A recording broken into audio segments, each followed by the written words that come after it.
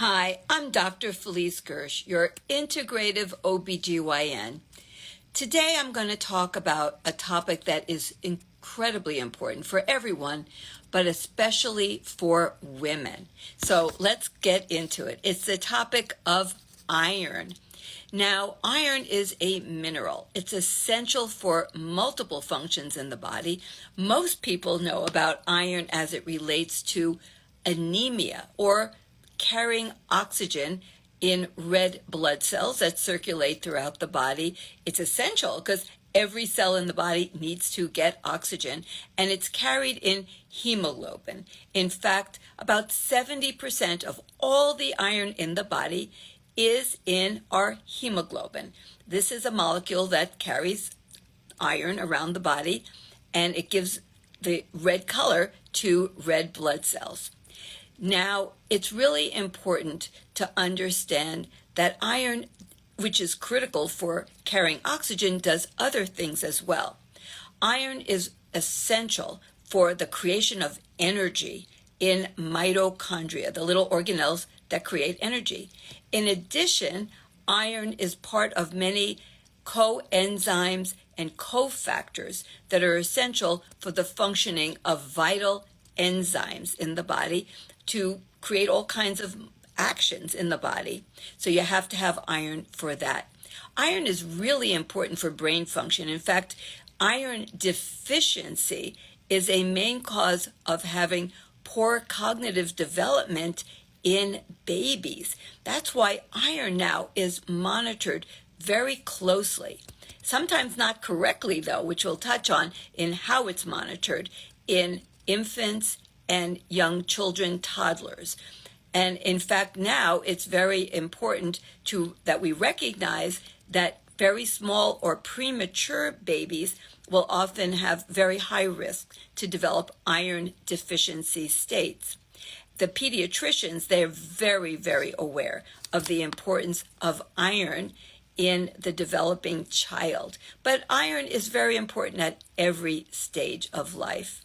So iron is also very important for DNA stability, the DNA that's so critical for maintaining proper cellular function. When DNA becomes damaged, of course, the cell cannot function properly, and it can become more susceptible even to cancers. And so it's very, very important to recognize all the different functions of iron. Now, iron deficiency can occur, and so can iron surplus. Let's talk about iron deficiency. That, of course, would be treated by giving iron so that you can remedy this deficiency. So one of the causes of iron deficiency would be bleeding, blood loss. So if you had surgery and you had too much blood loss, then you can have an iron deficiency. If you're a female and you have rather heavy periods, and then combined with perhaps poor intake of iron or poor absorption, which we're going to talk about, then you could end up with an iron deficiency state. So women during the reproductive lives are at significantly high risk for developing iron deficiency states. Now, what else?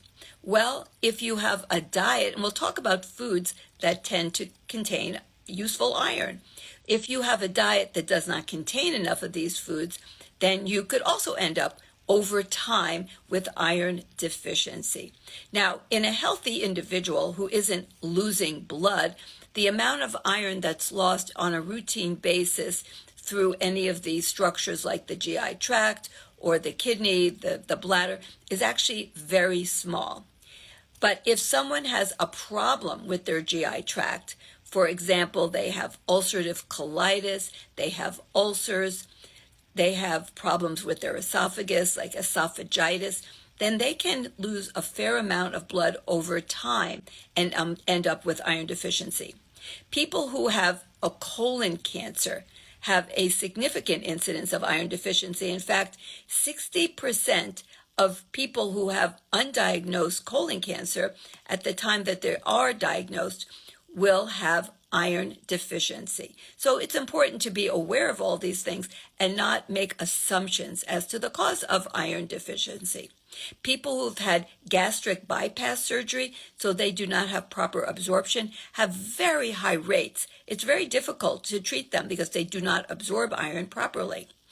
If you have other issues, for example, you are pregnant, you are breastfeeding, you are also much more likely to have iron deficiency. Those little fetuses, they steal the iron from women. So in pregnancy, like the times when, for all the years and years that I took care of pregnant women, we carefully monitored iron status in our pregnant patients, of course.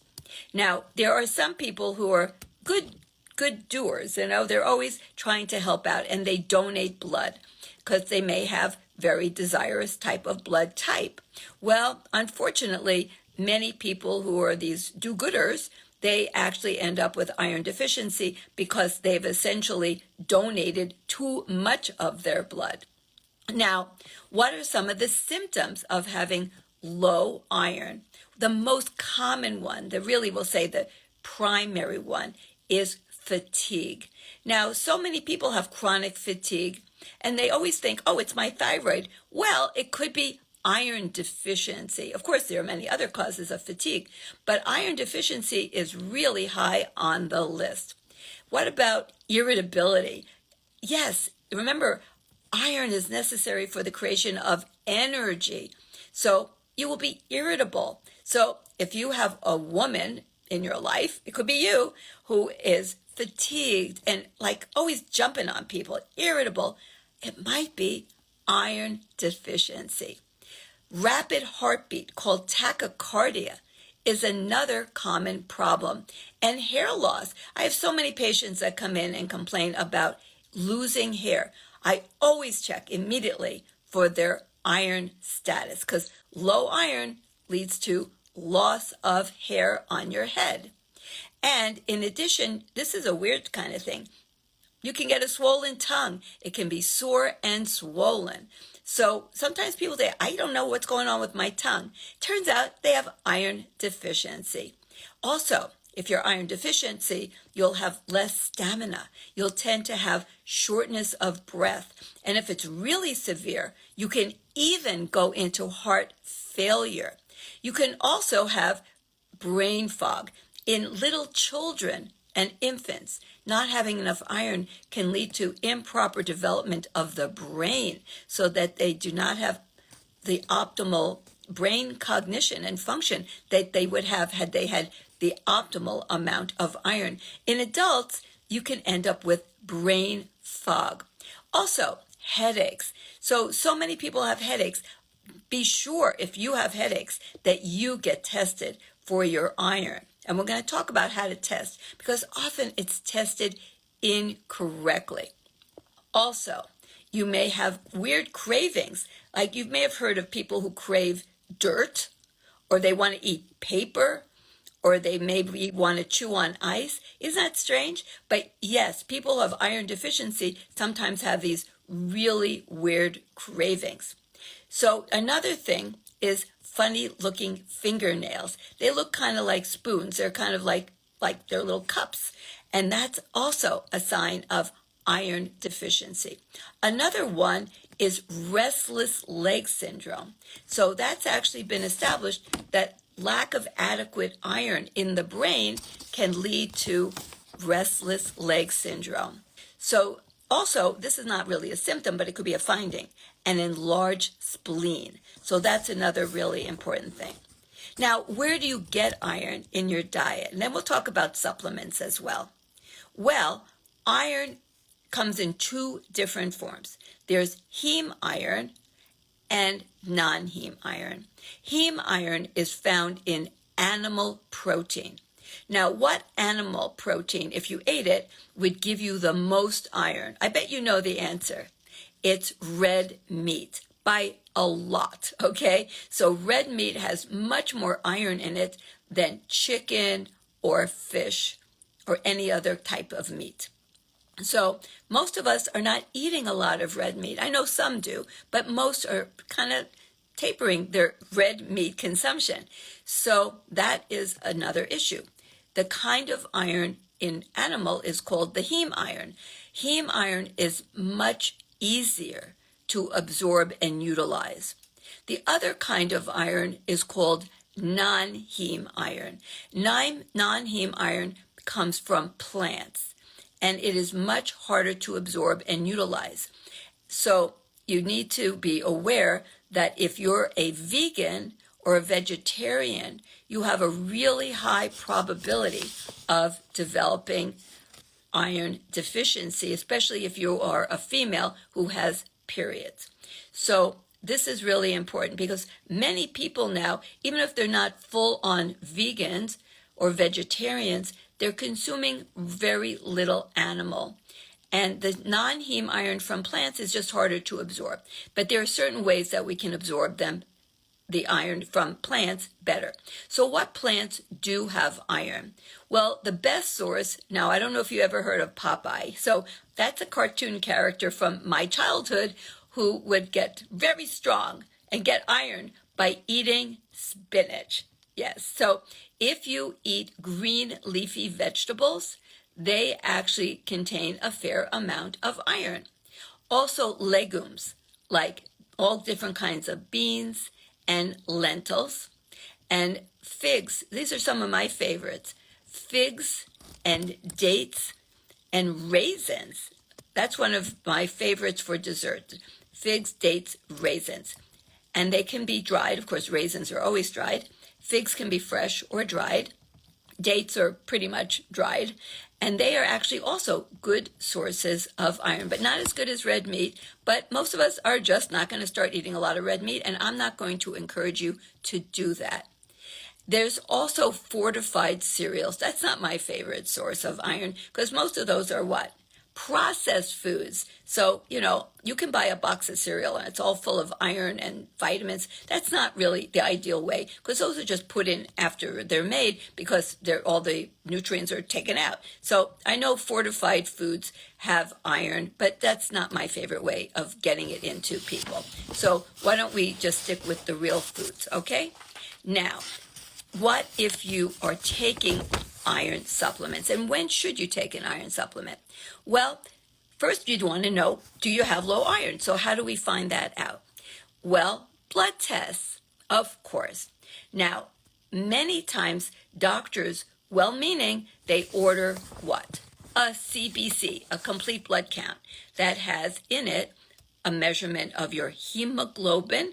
That's measuring the amount of hemoglobin that carries oxygen. And of course, that's what iron is in. 70%, I told you, is in hemoglobin. And they measure that, the hematocrit, that's looking at the ratio of the red blood cells to the serum, the fluid that's in the blood. And they can also do a red blood cell count. So, well, how many red blood cells are there? In addition, you look at what are called red blood cell indices. This would be things like your mean corpuscular volume, MCV. That's how much of the volume of your red blood cell has hemoglobin. And then we have concentration, mean corpuscular hemoglobin concentration.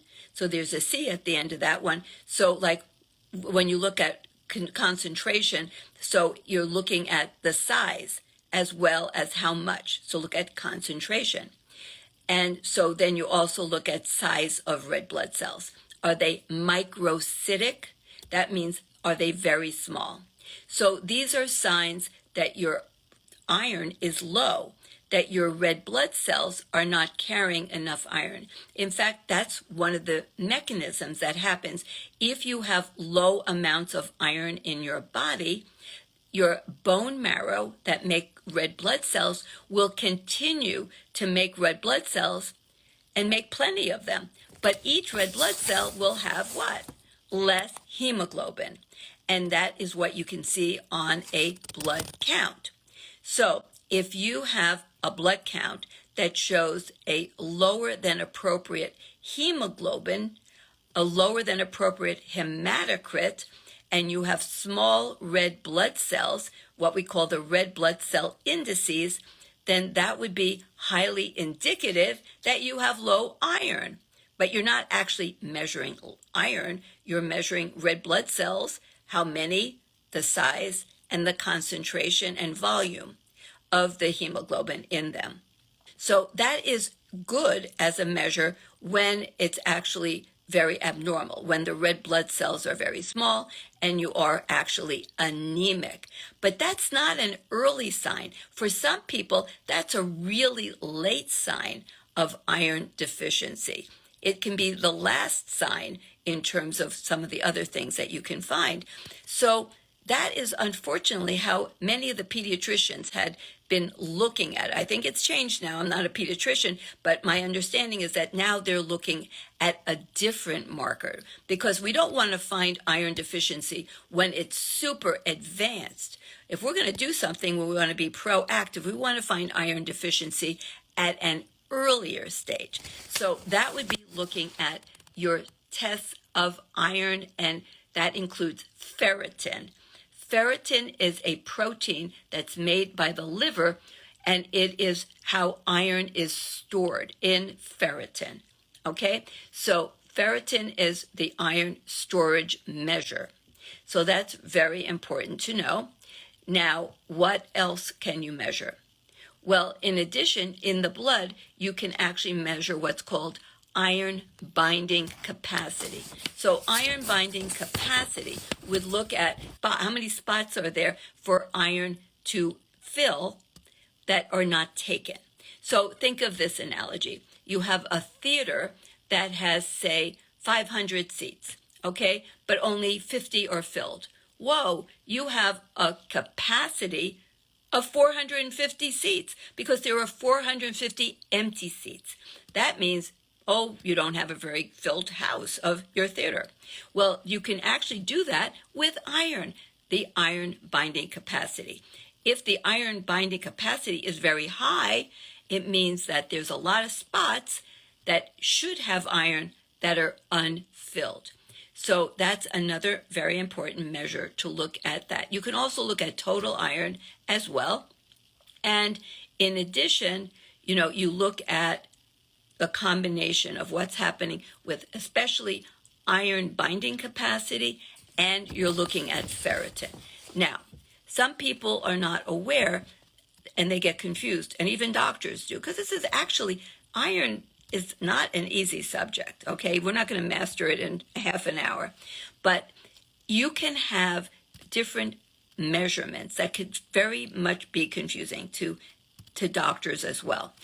Like, for example, how can you have high iron in the blood, high or normal, so it looks like the amount of iron in the blood is just fine, but the ferritin is low? What does that mean? Well, that would mean that you have the earliest stage of iron insufficiency. So what the body does, this is very clever, it's going to use up the iron stores before it gives up the iron in the blood, because the iron in the blood is going to distribute through all the body, not just to the bone marrow, which is so important for making red blood cells, but for all the other functions involving the mitochondria, the brain, and so on. So think of it this way. If you had a savings account and you had children to feed, you would use up all of your savings before you would starve your children, okay? So the body is going to take and use up the stores of iron, the ferritin, before it's going to do what? Take away the iron from the blood, because that is so important. So some people are very confused. They say, oh, well, my ferritin is low, but the iron in my blood is fine, so obviously I'm fine. No, you're not fine. You're using up all your stores, okay? So that's a problem. By the time you get to low ferritin and low iron in your blood, then you've not only used up your stores, but now you have used it up to the point where there's nothing left. It's inadequate to supply the blood, which then supplies all the tissues in the body that need the iron. And finally, you will get to a stage where you have very low stores, very low iron in the blood, and that's when you start developing iron deficiency in the blood in terms of your hemoglobin. And initially, what you'll find is everything goes in stages. You can have a normal hemoglobin and hematocrit. Okay, so the amount of iron that's in the red blood cell is still pretty okay, but each of the red as a total, if you look at the total, so the total amount of hemoglobin is okay, but each individual red blood cell will have less. So the body is trying to make things sort of even out as best it can. So you need, when you have low iron or an abnormal looking blood count, someone who knows what they're doing to read it and interpret it, because it can be confusing. I really want to emphasize that nothing about this is totally simple. Now, what about taking iron as a supplement? Well, say, you have low iron at any degree that we're talking about. You have low iron stores. It's beyond that. Now you have low iron in your blood and low iron stores, or you actually have iron insufficiency or deficiency, anemia, and you can't eat enough of any foods that have iron.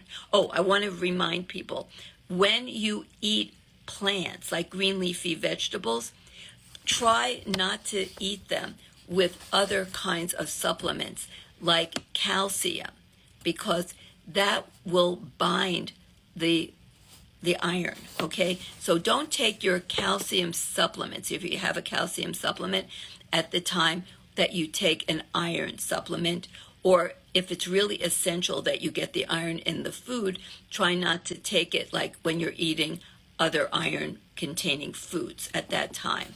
So just to be aware, because things like calcium can actually bind to the iron. And of course, I'm sure you know that you would never take thyroid at the same time. And if you have a PPI, I hope you're not taking a PPI, but if you have to, there are reasons that people have to.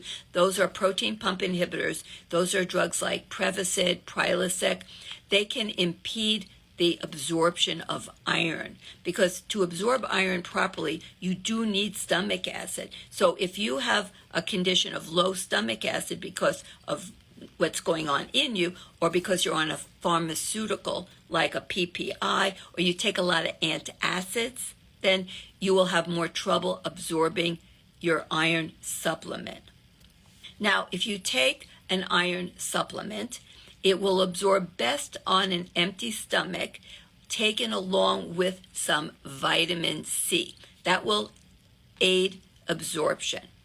Now, there are different kinds of iron supplements, and they're so across the board. I really have to say that you need to look at the label of the iron supplement you're taking, because depending on how it's formulated, you can end up taking too much if I give you directions without knowing what's on the label. The iron will always come bound to a different element. So there's iron that is ferrous, so it would be ferrous is the word for iron, so it would be ferrous gluconate, ferrous sulfate, ferrous citrate. So you get iron along with something that it's bound to. And there's no one that's absolutely better than another. So it's good to, if you need to take an iron supplement, maybe buy a couple of different types and then experiment, because iron can be kind of harsh on the GI tract.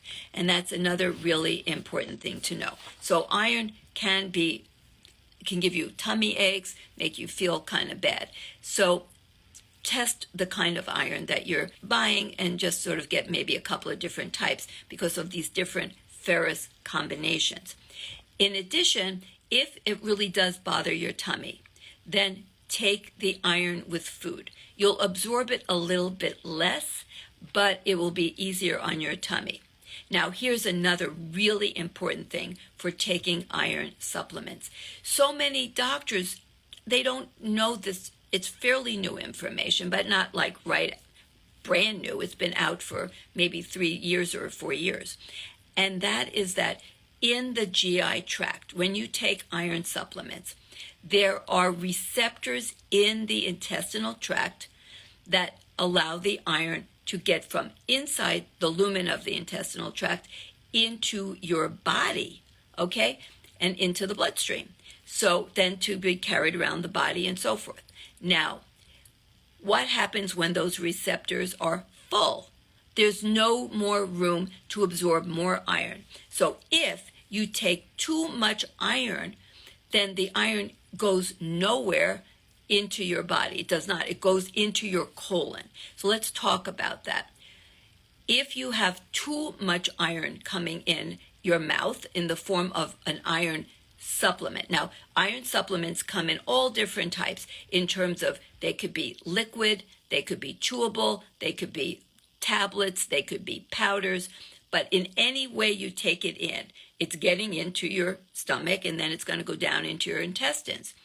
If you get too much in at once in a day, in one serving or in multiple servings throughout the day, the receptors for the iron that allows the transport of iron from in the intestine into the body, they're full. The iron cannot get in.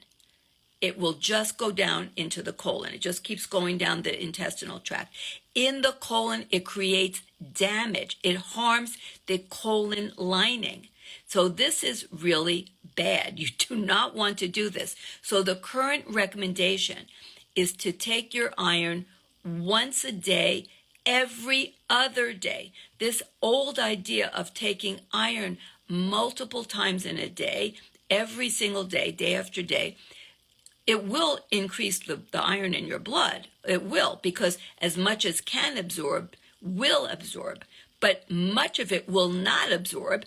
And it doesn't just get peed off like if you take more vitamin B12 than you can use, that's harmless. If you take too much of that or the other water-soluble vitamins, I mean, there's some potential side effects like vitamin C, but they're not going to really do great harm because you just pee them off, okay?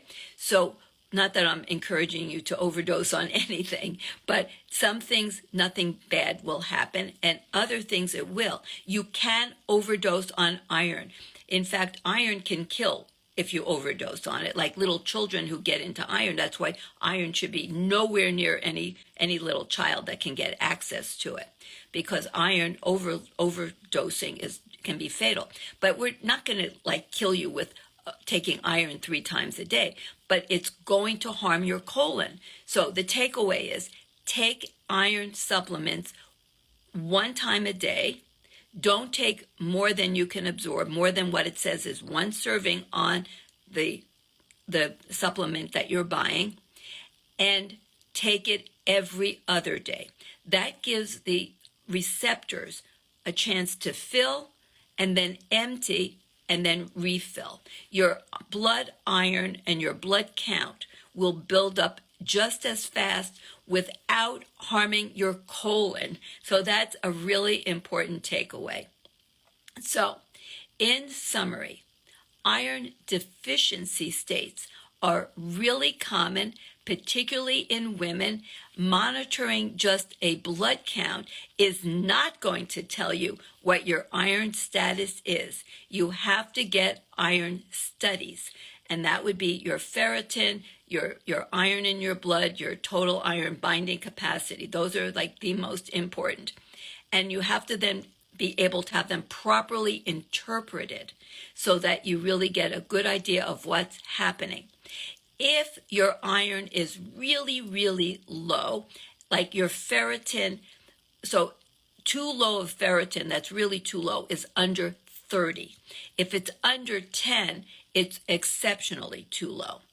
And if you can't build it up because you have malabsorption, like say you have celiac disease or some other bowel disease, or you've had what is so common, I see quite a few cases who they've had gastric bypass surgery, bariatric surgery, and no matter what you do orally, you cannot replenish the iron stores in your body. That's when you get iron infusions.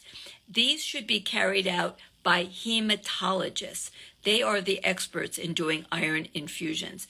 If you go to an infusion center, you better be sure that whoever is in charge is the equivalent of a hematologist, because iron infusions are not like frivolous things to get. Okay, they're serious treatments. So make sure someone who's in doing this is in charge, knows what they're doing, and is giving it properly, because you can overdose on iron infusions. And so they're not a little matter. And they're not frivolous that, oh, I really want more iron, I'm going to go get an iron infusion. So don't think that that's what you should just do. You really need to have an expert. For iron infusions, I always refer my patients to a hematologist. If I can't get their iron up into a reasonable status in a reasonable amount of time, then I refer them to the hematologist. So you want to have the proper blood tests. You want to have the proper treatment. You want to recognize what the symptoms are so that you can tell your own doctor, like, can you be sure? Don't just get a blood count on me, because that's not the early sign of iron deficiency. Get iron studies, okay? And if that doctor is just not versed in that, then go somewhere else, okay? Iron is a critical element, a critical mineral for vital functions that occur in the body. So make sure you do everything you can to keep an optimal iron status in your body for optimal health.